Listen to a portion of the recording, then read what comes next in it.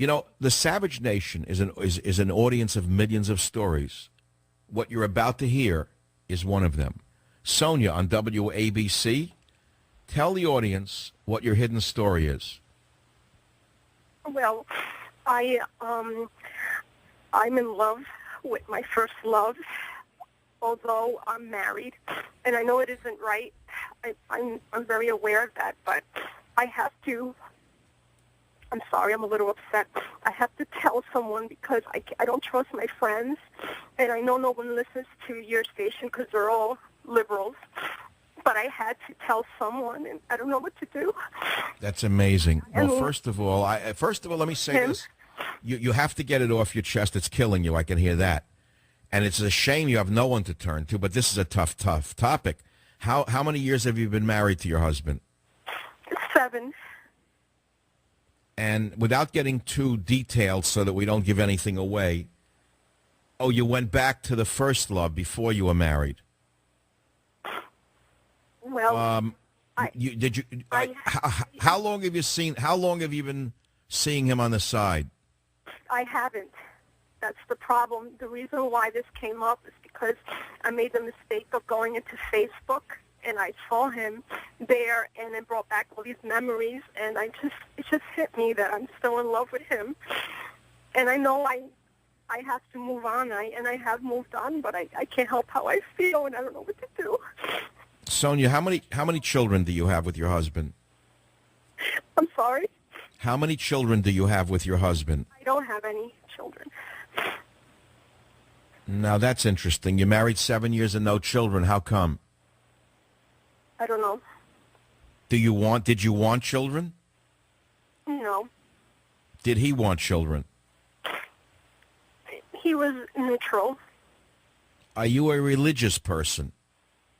Yes, I'm a Catholic. Well, so of course you're racked with guilt because this goes against your entire religious beliefs. But you haven't committed adultery, Sonia. No. So let's tamp down the guilt here. Having feelings is one thing. Acting on them is another. Let me explain something to you, Sonia. Everyone has feelings. Feelings for lust, feelings for hate, feelings for anger. Some people want to murder somebody. But the difference between a moral person and an immoral person is not the feelings, but whether you act on them. And the difference between you and an immoral person is a chasm that you shouldn't even be worrying about. You're still a moral woman. You didn't act on your feelings. I know. So don't you understand that having feelings is a good thing? It's not a bad thing. It means you're still alive inside. Be over this. I wanted to be over this. I don't want to go. Well, you can say you want to be over it, but it's like having a mole that won't go away. And to put it in a, just because you want the mole to go away and you put different creams on it doesn't mean the mole is going to go away. Sometimes the mole gets bigger. I can't believe I'm speaking to you, Mike. I've listened to you for so many years. I can't believe it, but I had to call you tonight. I hope you don't get in trouble. I mean, I don't want anyone to call you and say I heard you on the Savage Nation, but you prefaced this call by saying you called me because all your friends are liberals who wouldn't listen to me. That's interesting unto itself. Well, I could even say the other person's name. Nobody from his side of the family listens to you. Thanks for the compliment. I appreciate it. That's nice to know. The most unlistened to show in America. I like that. Well, it's actually an act of pride that liberals won't listen to me. Why should they listen to something that offends their sense of entitlement and stupidity, where they think they know everything? Maybe they'll learn something or change their viewpoint. So this unto itself. So you're a political conservative in a Catholic world that's very liberal. So here's the last question: your husband, is he liberal or conservative? He's conservative, but I know, is not listening to you at all. Okay, and your first love, conservative or liberal? He's conservative. So maybe he's listening. No, I don't know. I'm not sure of that. Okay, so now how are you going to deal with this? I'm not letting it go, just throwing it away, saying, well, the heck with it.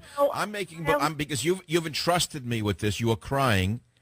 I've told you that you shouldn't be guilty because your feelings are one thing and act as another. You haven't acted on it. What are you going to do now? I'm just going to not act on it and just pretend that I'm over him. That's all. But Sonia, if you go on Facebook, you're not going to be over him. Am I going to go on Facebook ever again? Are you? I don't know. You're definitely going to do it because you're living through Facebook. Your whole life is there right now because your life is so sad and boring and tepid and dead. You probably have a dead marriage, right, Sonia?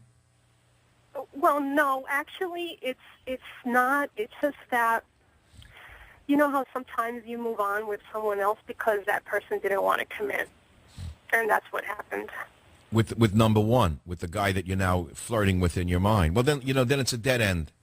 If I were a psychiatrist, and I'm not, but if I were in the therapy world, what the therapist would say to you is, they would tell you to explore the relationship with your first guy without sleeping with him, but meet with him. That's what they say.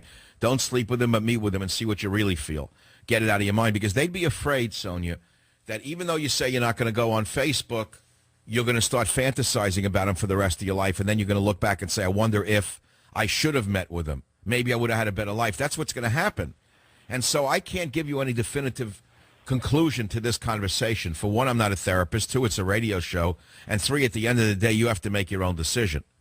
So I hope I haven't disturbed you more than helped you, but I thank you very much for having the temerity to call the show, and I thank you for calling. What else can I say to this poor woman?